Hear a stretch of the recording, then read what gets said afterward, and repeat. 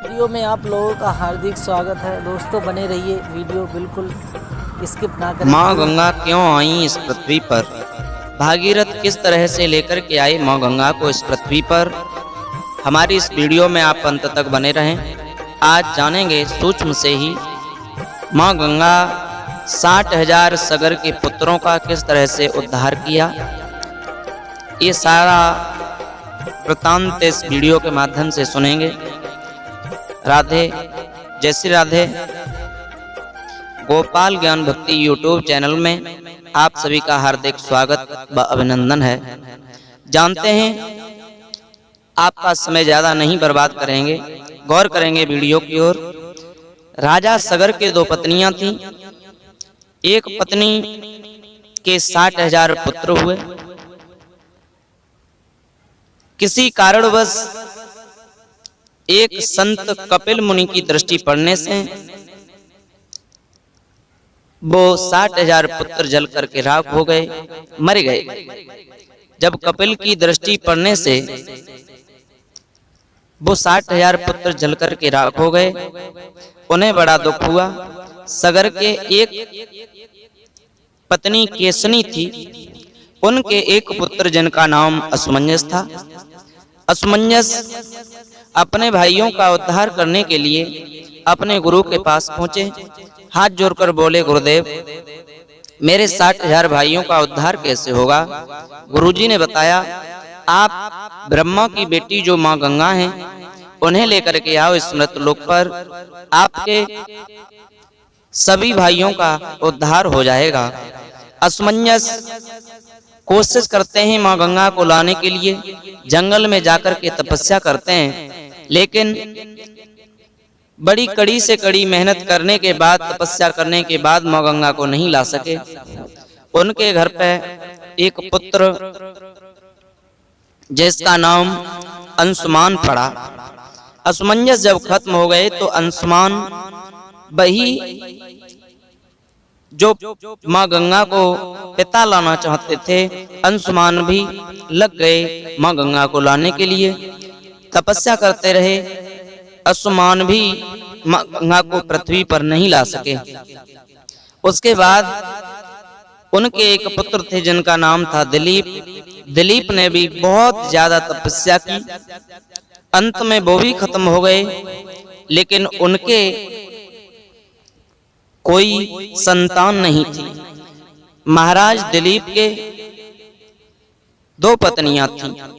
जब संतान नहीं थी तो दिलीप भी नहीं लेकर आ सके माँ गंगा को।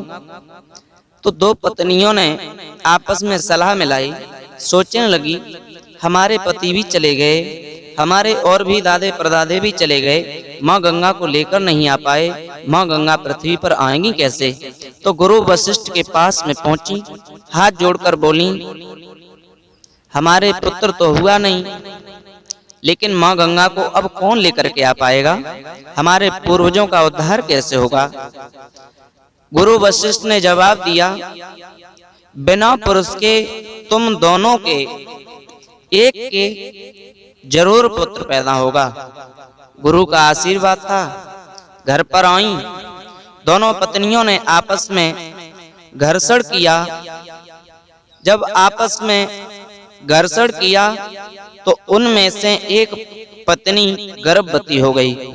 जब उनमें से एक पत्नी गर्भवती हुई तो उसी पत्नी के द्वारा जब एक बालक ने जन्म लिया तो उनका नाम, उस पुत्र का नाम भागीरथ पड़ा। भागीरथ का जन्म जब हुआ तो उस बच्चे का जो जन्म हुआ तो सारा शरीर अच्छा था, सुंदर था, लेकिन हड्डियां नहीं थी।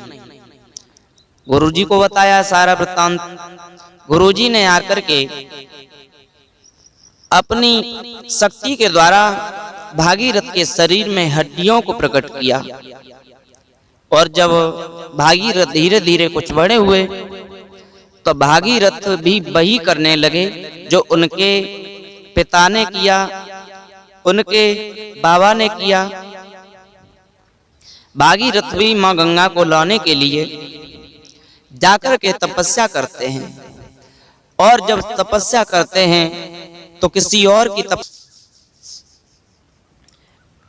जब भागीरथ ने तपस्या की तो स्वयं भगवान प्रकट हो गए और भगवान विष्णु प्रकट होकर के कहने लगे, भागीरथ कुछ वरदान मांगो। भागीरथ हाथ जोड़कर बोले, प्रभु मुझे वरदान कुछ नहीं चाहिए, सिर्फ माँ गंगा पृथ्वी पर आ जाएं, हमारे पूर्वजों का उद्धार हो जाए। बोले, ब्रह्मा की बेटी हैं, चलो चलते हैं, यदि वो भेज देंगे मृत्युलोक पर। तो भगवान विष्णु स्वयं भागीरथ को अपने साथ में लेकर गए, ब्रह्मा की सभा में पहुंचे। आइए प्रभु, जवाब दिया, आपके साथ में ये मृत्युलोक का इंसान कौन है? बोले, ये भागीरथ हैं, तुम्हारी बेटी गंगा को मृत्युलोक पर ले जाना चाहते हैं, वहां जाकर लोगों का उद्धार हो जाएगा, इनके पूर्वज हैं उनका उद्धार हो जाएगा। बोले, ठीक है, बेटी गंगा को बुलाया। ब्रह्मा ने कहा, बेटी तुम मृत्युलोक पर जाओ, उन पापियों का उद्धार करो।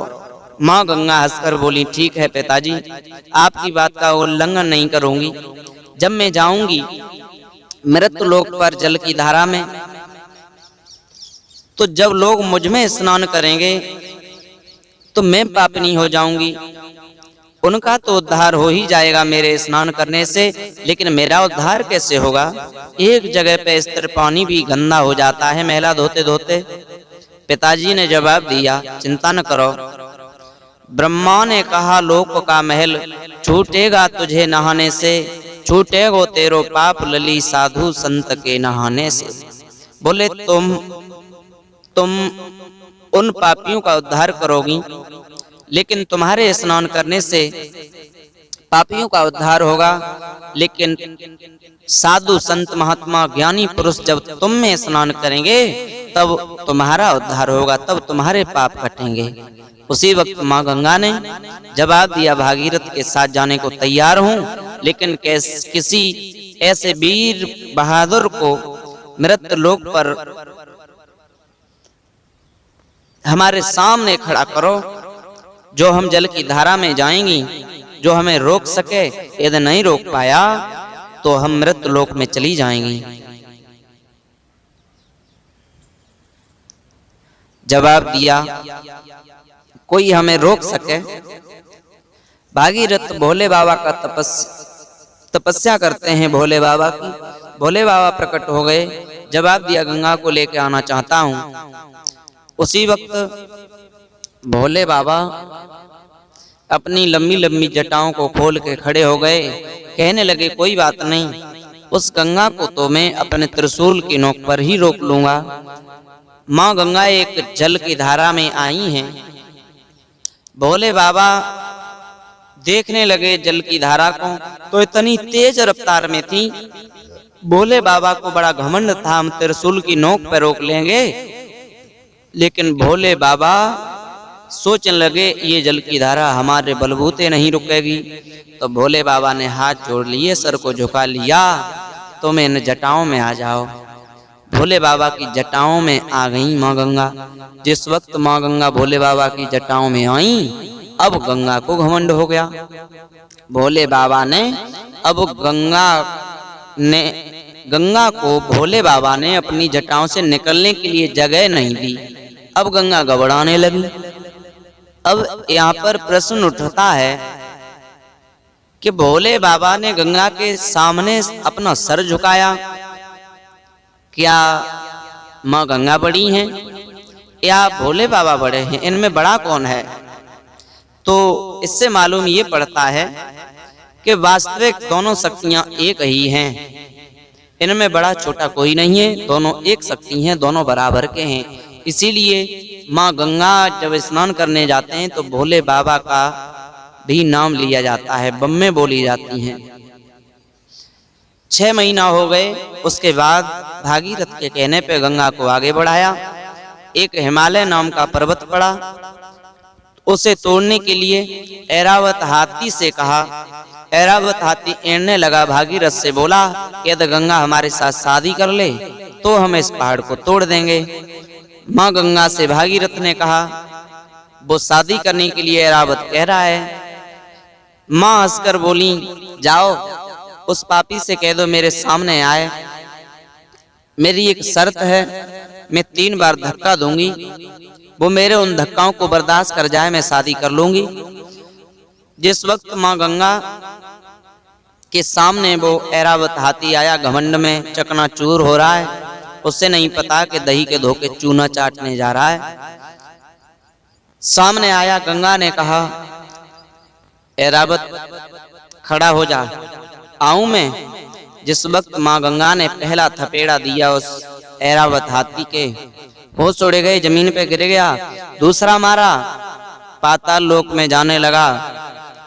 और जिस वक्त तीसरा मारना चाहे, अब तो चिल्लाने लगा, माँ माँ मेरी रक्षा करो, माँ मैं समझ नहीं पाया आपको।